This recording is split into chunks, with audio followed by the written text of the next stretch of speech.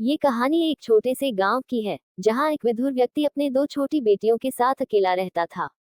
उस व्यक्ति का नाम शंकर था। शंकर की पत्नी का निधन कुछ साल पहले हो चुका था और अब वह अपने बच्चों को पालने की पूरी जिम्मेदारी निभा रहा था। उसकी दो बेटियां थीं, राधा और सीमा। राधा 14 साल की थी और सीमा 9 साल की। दोनों बहुत प्यारी और समझदार थी, लेकिन एक बात जो उनके जीवन में अधूरी थी, वह थी उनकी माँ। शंकर ने एक दिन फैसला किया कि वह फिर से शादी करेगा ताकि उसे अपनी बेटियों के लिए एक मां मिल सके और खुद को भी जीवन में आगे बढ़ने का मौका मिले। गांव में एक महिला, जिनका नाम सुहानी था, शंकर की नजरों में आ गई। वह सुंदर, समझदार और अपने बच्चों के प्रति बहुत प्यार दिखाने वाली थी। सुहानी ने शंकर से शादी करने का प्रस्ताव स्वीकार किया और बहुत जल्दी ही उनका विवाह हो गया। शादी के बाद सुहानी ने शंकर की बेटियों राधा और सीमा को अपनी बेटी की तरह अपनाया। शुरू में सब कुछ सामान्य था, लेकिन धीरे धीरे राधा और सीमा को अपनी सौतेली माँ के व्यवहार में कुछ अजीब सा लगने लगा। सुहानी बहुत ही सख्त हो गई थी। वह दोनों को घर के सारे कामों में लगा देती और अगर कभी कोई गलती हो जाती तो उनकी खूब धुलाई करती। राधा और सीमा समझ नहीं पा रही थी कि यह सब क्यों हो रहा था, क्योंकि उनकी माँ तो बहुत दयालु और प्यार करने वाली थी। कुछ दिन बाद गांव में एक अजीब सी घटना घटित हुई। एक रात गांव के कुछ लोग शंकर के घर के पास से गुजर रहे थे, जब उन्हें एक अजीब सी आवाज सुनाई दी। वे सुनते हैं कि कोई तेज आवाज में चीख रहा था।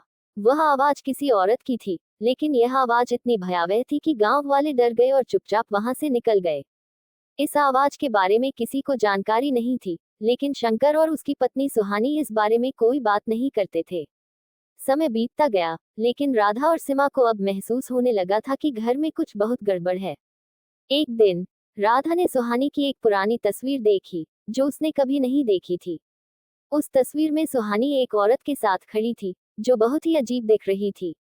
वह औरत बहुत कुटिल नजर आ रही थी और उसकी आंखों में एक खौफनाक चमक थी। राधा ने सुहानी से पूछा, ये औरत कौन है? तो सुहानी ने हल्के से मुस्कुराते हुए कहा, वह मेरी पुरानी दोस्त थी, अब वह इस दुनिया में नहीं रही। राधा और सीमा को यह जवाब अजीब लगा, लेकिन वे दोनों चुप हो गए। लेकिन एक दिन राधा ने सुहानी की कुछ हरकतें देखी, जो और भी डरावनी थी। वह रात के अंधेरे में चुपके से उठकर एक कमरे में जाती थी, जहां अजीब सी हलचल होती थी। राधा ने धीरे धीरे पीछा करना शुरू किया और एक रात देखा कि सुहानी एक पुराने मंदिर के पास एक जलती हुई मोमबत्ती के पास खड़ी थी। वह कुछ मंत्र पढ़ रही थी और उसके चेहरे पर एक विचित्र मुस्कान थी। राधा बहुत डर गई, लेकिन उसने सुहानी से कुछ नहीं कहा। लेकिन अब राधा और सीमा दोनों को ये समझ में आ गया था कि सुहानी का व्यवहार बहुत ही अजीब और डरावना हो गया था। एक दिन राधा ने अपने पिता शंकर से सारी बातें बताई। शंकर ने पहले तो उसे मजाक समझा, लेकिन जब राधा ने उस रात की घटना का जिक्र किया, तो शंकर को कुछ शक होने लगा। उसने तय किया कि वह खुद सुहानी की जांच करेगा। एक रात शंकर ने भी राधा के साथ उस कमरे की ओर जाने का निश्चय किया। दोनों चुपचाप उस कमरे में पहुंचे, लेकिन अंदर जाकर उन्हें कुछ और ही दिखा। वहां सुहानी एक कागज पर कुछ अजीब सा लिख रही थी और उसके चारों ओर एक काले रंग की धुआं उभर रहा था। सुहानी ने अचानक शंकर और राधा को देख लिया। वह हंसते हुए बोली, तुम दोनों आ गए, तो अब तुम जान ही गए हो। फिर सुहानी ने सच का खुलासा किया।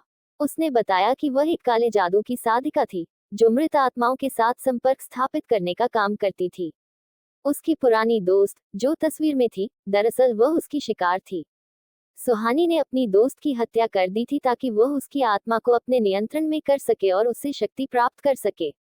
शंकर और उसकी बेटियों को अब ये समझ में आ गया कि वह सिर्फ एक सौतेली मां नहीं, बल्कि एक खतरनाक महिला थी जो उन्हें अपनी शक्ति के खेल में फंसा रही थी। लेकिन कहानी का एक और मोड़ था।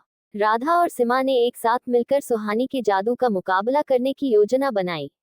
वे मंदिर गए, जहां सुहानी ने अपनी शक्ति प्राप्त की थी, और वहां एक प्राचीन तंत्र मंत्र का उपयोग किया।